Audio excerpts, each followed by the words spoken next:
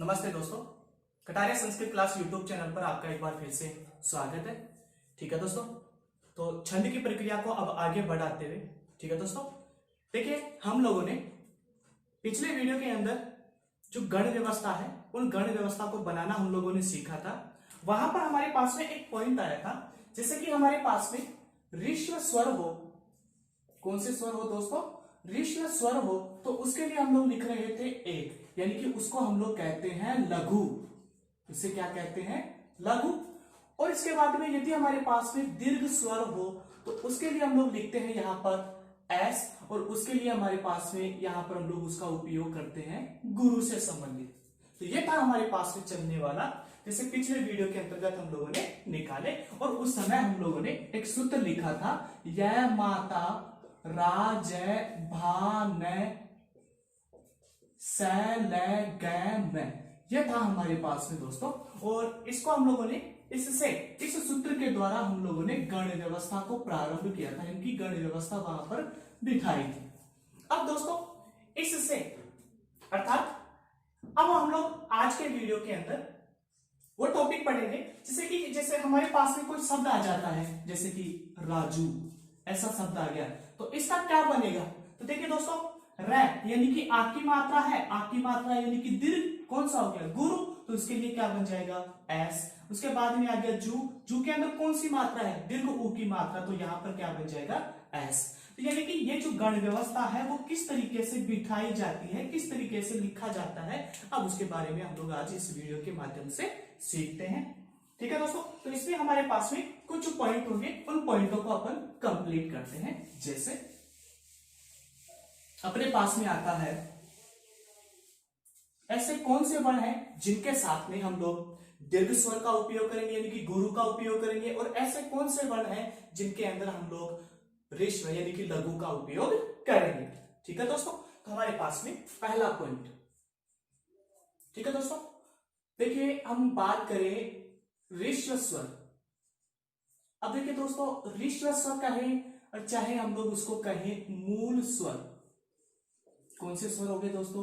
मूल स्वर। अब देखिए दोस्तों, मूल स्वर 5 होते हैं, लेकिन हम लोग पढ़ रहे हैं छंद, तो छंद के अंतर्गत कैसे चल रहे हैं? तो हमारे पास में आता है ए, ई, उ, री, अर्थात ये जो मात्राएं होती है इनको कौन सी मात्रा माना गया है? ऋश्व, अर्थात लघु मात्रा माना गया है। अर्थात ये ए, ई, उ, री, ये वर्ण जहां पर भी होंगे तो वहां हम लोग क्या लिखेंगे? एक। एक का मतलब क्या हो गया दोस्तों? हम लोग क्या लिखेंगे? लघु। क्या लिखेंगे? लघु। ठीक है दोस्तों, हमें कहां कहां लगाना है आज हम लोग उसके बारे में सीख रहे हैं। तो जहां ए, ई, उ, री मात्राएं जुड़ी हुई हो तो वहां हम लोग क्या लिखेंगे? लघु। इनके आगे देखिए दोस्तों, यदि हमारे पास में जैसे सेकंड पॉइंट भाई ऋश्व मात्रा आ गई तो स्वाभाविक सी बात है कौन सी मात्रा हो जाएगी?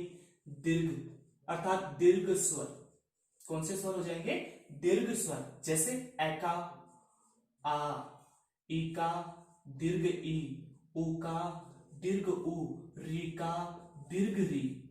ठीक है दोस्तों, ये तो हो गए इनसे संबंधित। इनके अलावा ओ, आउ, ए और आई, ये जो वर्ण होते हैं इन वर्णों को हमेशा कौन सा स्वर माना गया है दोस्तों? दीर्घ स्वर माना गया है। और दीर्घ स्वर जहां होंगे उसके लिए हम लोग क्या लिखेंगे दोस्तों? एस, अर्थात उसको हम लोग क्या मानेंगे? गुरु। उसे हम लोग क्या मानेंगे? गुरु मानते हैं। ठीक है दोस्तों, ध्यान में रखना है कि हमें, क्योंकि ये मात्राएं जब हम लोग गण व्यवस्था बनाएंगे तो इन मात्राओं का वहां पर उपयोग किया जाएगा। नेक्स्ट, अब इनके आगे देखिए दोस्तों, हमारे पास में नेक्स्ट पॉइंट आता है, ये तो थे स्वर से संबंधित। ये 2 पॉइंट जो है ये तो है हमारे पास में स्वर से संबंधित। यदि स्वर की मात्राएं इस तरीके से आए, यानी कि ए, ई, उ, री, तो फिर कौन सा हो जाएगा? लघु, यानी कि एक लगाना है। और यदि हमारे पास में आ, दीर्घ ई, दीर्घ उ, री, औ, ए और आई ये वर्ण हो तो अपने को क्या लिखना है? एस, यानी कि अपन कौन सा मानेंगे? गुरु। इनके अलावा यदि हमारे पास में व्यंजन वर्ण हो तो, क्योंकि व्यंजन वर्ण के अंदर हमेशा इन मात्राओं में से कोई ना कोई मात्रा लगी हुई होगी, तो हमारे पास में सारे व्यंजन कंप्लीट हो गए? नहीं। लेकिन अभी तक देखिए दोस्तों, जैसे कि हम लोगों ने बात किया संतोष, ऐसा शब्द आ गया, ठीक है दोस्तों, संतोष। तो देखिए यहां पर से के अंदर क्या मिला हुआ है? ए के आगे क्या आ गया दोस्तों? न क्या है? हलंत। तो ध्यान रखना है दोस्तों कि यदि अर्ध व्यंजन वर्ण हो तो, क्योंकि व्यंजन से संबंधित बात कर रहे हैं, यदि अर्ध व्यंजन वर्ण हो तो ये पूर्व वाले स्वर के अंदर आकर के जुड़ जाता है, अर्थात मिल जाता है, संयोग हो जाता है, ठीक है दोस्तों। तो उस समय क्या होता है, जब ये वाला वर्ण इसमें आकर के मिल जाएगा, जुड़ जाएगा, तो निश्चित रूप से ये जो हमारे पास में ऋस्व ए जो था, अब देखिए दोस्तों यहां पर क्या था? ए के लिए हम लोग क्या लिखते हैं? एक। लेकिन जब ये वाला वर्ण अर्थात अर्ध व्यंजन वर्ण जब इसमें आकर के जुड़ता है, तो यह वर्ण जो होता है वो क्या बन जाता है? गुरु बन जाता है। अर्थात इसके लिए हम लोग क्या लिखेंगे दोस्तों? एस वहां पर लिखेंगे, ठीक है दोस्तों। अब देखते हैं, से के अंदर ए जुड़ा हुआ था, इसके बाद में क्या आ गया? न। तो न वर्ण आकर के इसमें जुड़ जाएगा, तो ये ए क्या हो, जो से है वो क्या बन जाएगा? गुरु बन जाएगा। तो एक ये नियम अपने को याद रखना है कि यदि हमारे पास में किसी भी वर्ण के आगे यदि अर्ध व्यंजन वर्ण हो तो पूर्व में आकर के वो जुड़ जाता है और उस वर्ण को वह दीर्घ बना देता है, ठीक है दोस्तों।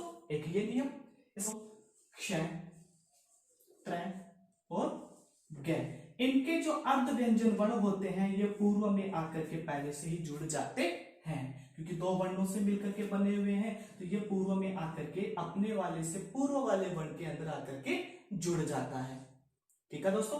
तो हमारे पास में व्यंजन से संबंधित नियम निकल करके आया कि जब कोई भी अर्ध व्यंजन वर्ण हो तो पूर्व वाले वर्ण में आकर के मिल जाते हैं और उस वर्ण को दीर्घ बना देते हैं, अर्थात उसे क्या बना देते हैं? गुरु बना देते हैं, ठीक है दोस्तों। नेक्स्ट, अब हमारे पास में नेक्स्ट आता है, जैसे कि मान लीजिए दोस्तों अपन ने शब्द लिखा राम है, यानी कि विसर्ग से संबंधित नियम। किससे संबंधित नियम है दोस्तों? विसर्ग से संबंधित नियम। अब देखिए दोस्तों, विसर्ग से संबंधित नियम क्या कहता है? जैसे राम है, ऐसा शब्द आया दोस्तों अपने पास में, ठीक है दोस्तों। यहां पर आ गया मैं के अंदर क्या जुड़ा हुआ है? ए के आगे क्या लिखा हुआ है दोस्तों? विसर्ग, ठीक है दोस्तों। तो हमेशा ध्यान रखना है जब हम लोग छंद बनाएंगे तो ये जो विसर्ग होता है ये विसर्ग भी पूर्व वाले वर्ण में आकर के मिल जाता है, जुड़ जाता है। अब देखिए दोस्तों, पूर्व वाले वर्ण के अंदर आकर के ये जब जुड़ेगा तो ये जो विश्व स्वर है ये विश्व स्वर आकर के क्या हो जाएगा? गुरु बन जाता है। क्या बन जाता है दोस्तों? गुरु बन जाता है। तो दोस्तों हमारे पास में तीन नियम, ऋस्व स्वर हो तो लघु, दीर्घ स्वर हो तो क्या बनाएंगे? गुरु। व्यंजन से संबंधित नियम है हमारे पास में कि कोई भी अर्ध व्यंजन वर्ण हो तो पूर्व वाले स्वर के अंदर आकर के जुड़ जाते हैं और उस वर्ण को क्या बना देंगे दोस्तों?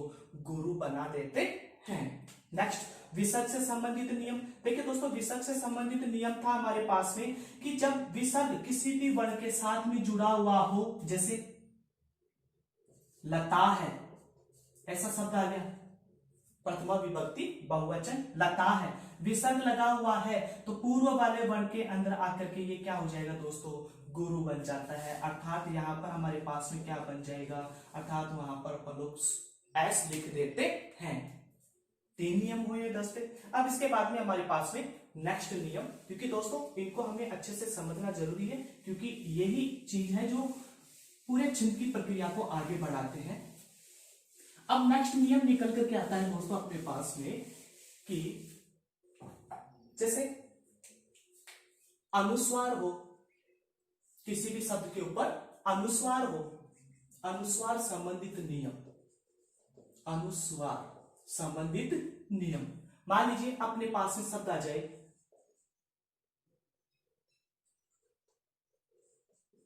या अपने पास में एग्जाम्पल आ गया संतोष, ठीक है दोस्तों।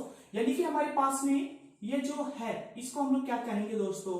अनुस्वार। अर्थात किसी भी वर्ण के ऊपर यदि अनुस्वार लगा हुआ है तो, किसी भी वर्ण के ऊपर या किसी भी स्वर के ऊपर अनुस्वार लगा हुआ है तो वह जो स्वर होता है अर्थात स्वर वर्ण जो होगा वो स्वतः ही क्या बन जाता है दोस्तों, गुरु बन जाता है। उसके लिए हम लोग क्या लिखेंगे, एस।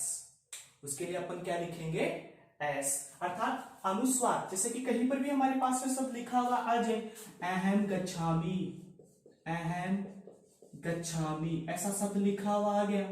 ठीक है दोस्तों, अब देखिए यहां पर क्या लिखा हुआ है, अनुस्वार। अब अनुस्वार किसके ऊपर लगा हुआ है वर्ण के ऊपर, यानी कि स्वर। इस पे एच छुपा हुआ था लेकिन अपन पूरा उपयोग करते हैं, है वर्ण के ऊपर यहाँ पर क्या लगा हुआ है, अनुस्वार। तो ये वाला जो वर्ण होगा, ये वाला वर्ण आप स्वतः ही क्या बन जाएगा, अर्थात स्वतः ही ये गुरु बन जाता है। ठीक है दोस्तों, ये था हमारे पास में चौथे नंबर का अनुस्वार से संबंधित नियम। अब इसके बाद में नेक्स्ट नियम देखिए दोस्तों, किसी भी शब्द के अंत में, किसी भी वर्ण के अंत में यदि हमारे पास में क्या हो, मैं लिखा हुआ हो, तो वो जो मैं होता है, जैसे कि एग्जांपल लेते हैं हम लोग, अहम, ऐसा शब्द ले लिया। ठीक है दोस्तों, अंतिम वर्ण क्या आ गया, मैं, और मैं वर्ण क्या है, व्यंजन, और हलंत वर्ण है। तो ये हलंत वर्ण और व्यंजन वर्ण पूर्व वाले स्वर के अंदर आकर के क्या करेंगे, मिल जाएंगे, और मिलेंगे तो हमारे पास में इसका रूप कैसे बन जाएगा, गुरु बन जाता है। और जबकि इस है के अंदर दोस्तों क्या छुपा हुआ था, ए छुपा हुआ था, तो उसके आधार पे क्या बनना चाहिए, एक, यानी कि हमारे पास में क्या बनना चाहिए, उसका लघु बनना चाहिए। लेकिन इसके आगे क्या लिखा हुआ मिल गया दोस्तों, मैं लिखा हुआ है, आधा है, व्यंजन वर्ण है, तो पूर्व में आकर के ये जुड़ गया। तो ये जो ऋष्व था, लघु जो था, अब वो किस में परिवर्तन हो जाएगा, गुरु में परिवर्तन हो जाएगा। तो वहां पर हम लोग क्या लिखेंगे दोस्तों, एस लिखेंगे। ठीक है दोस्तों, तो ये थे हमारे पास में इससे संबंधित चलने वाले कुछ नियम, अर्थात जो हम लोगों के लिए वर्ण व्यवस्था को बिठाने का कार्य करते हैं। अर्थात इन्हीं के माध्यम से ही हम लोग अब आगे हमारे जो छंद है, जो श्लोक है, उनको निश्चित करेंगे कि इसके इस शब्द के अंदर, इस श्लोक के अंदर कौन सा छंद होता है। ठीक है दोस्तों, ये थे 5 नियम। यदि ये चैनल आपको पसंद आया हो तो आप इस चैनल को लाइक करें, शेयर करें और सब्सक्राइब करें। दोस्तों कमेंट करना न भूलें। धन्यवाद।